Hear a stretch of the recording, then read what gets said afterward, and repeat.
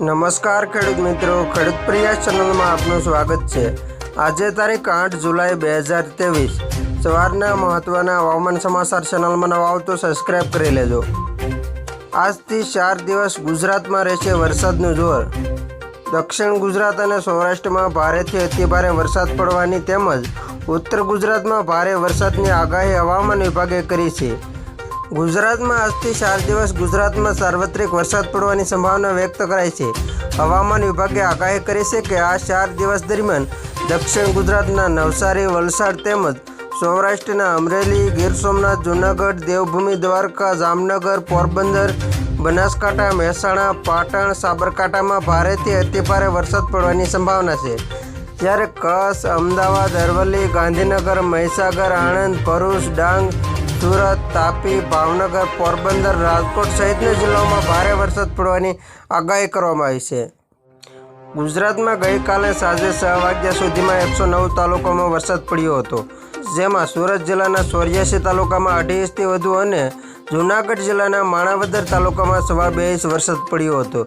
રાજકોટ જિલ્લાના જેતપુર, ધોરાજી, ગોંડલ, જામકંડોરણા, કોટડા સાંગાણી સહિત કાલાવાડ, ખેડબ્રહ્મા, પાલીતાણા, કાંકરેજ, જેતપુર, દિયોદર, સિનોર, વાગરા, મેદરડા તાલુકામાં 1 ઇંચથી વધુ વરસાદ પડ્યો હતો।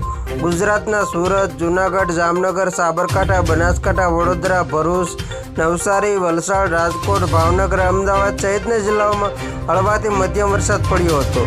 અમદાવાદમાં આવતીકાલે 12 વાગ્યાથી વહેલી સવાર સુધી વરસાદી ઝાપટા પડ્યા હતા।